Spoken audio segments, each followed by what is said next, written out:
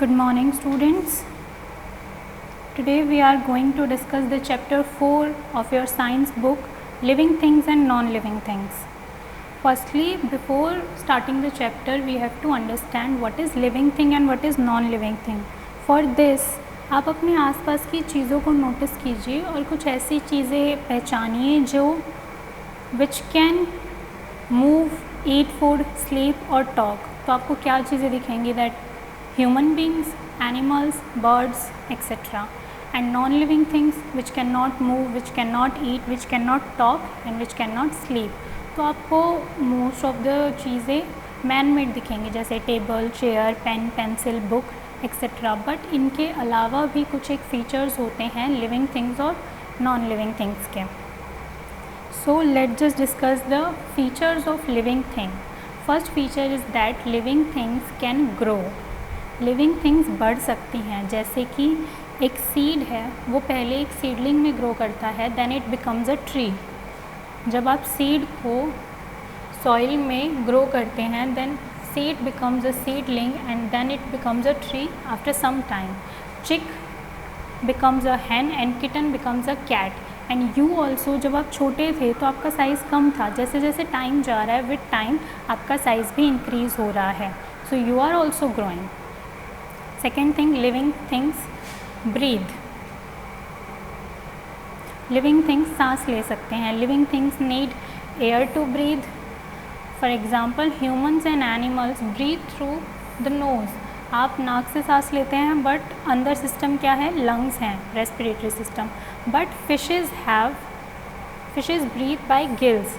Fish के पास एक स्पेशल ऑर्गन होता है, जिससे फिशेस पानी में रहते हैं, तो पानी में सांस लेने के लिए उनके पास स्पेशल ऑर्गन होता है, दैट इज़ गिल. सो हमने दो फीचर्स पढ़े लिविंग थिंग्स के. Living things can grow and living things can breathe. Third one is living things need food. Why they need food? They need food to get energy, grow and stay healthy. आप भी खाना खाते हो. Plants make their own food in the presence of air, water and sunlight. जो plants हैं वो भी एक living things हैं and they make their own food. Plant जो हैं वो air, water और sunlight के presence में अपना खाना खुद बनाते हैं by the green leaves. Animal eat plants or the other animals. कुछ एक animals हैं जो सिर्फ plants खाते हैं, but कुछ एक animals हैं जो कि दूसरे animals को खाते हैं. जैसे कि lion, वो दूसरे एनिमल्स को खाता है, लाइक डियर और other animals. And human beings eat food obtained from plants and animals. जो ह्यूमन बींग हैं वो प्लांट्स और एनिमल्स से जो फूड मिलता है वो दोनों खाते हैं. Fourth point is living things can feel. Living things feel भी कर सकते हैं. जैसे आप हो human being, you can feel the things around your. आप अपने आसपास की चीज़ों को फील कर सकते हैं and you are able to react. जैसे कि मान लीजिए अगर आपने किसी गर्म ग्लास को पकड़ लिया तो आप एकदम से वहाँ से अपना हाथ हटा लेते हैं, because you know that the thing is hot. और आपके माइंड में एकदम से आता है कि नहीं, ये तो गर्म है, हमें हाथ हटाना है. So living things can feel and they are able to react. जैसे example, dog bark at the stranger. जो कुत्ता है वो अजनबियों पे भौंकता है, तो ये उसका रिएक्ट करने का तरीका है. एक प्लांट है that is touch me not, जिसका नाम ही कहता है टच मी नॉट, मतलब उस प्लांट को टच ना करें. That plant fold it's leaves when touched. वो प्लांट्स अपनी लीव्स फोल्ड कर लेता है अगर आप उसको टच करेंगे, बट थोड़ी देर बाद वो उन्हें फिर से ओपन कर लेता है. Just like this, animals such as butterfly, ants, cockroaches can also feel the change around them.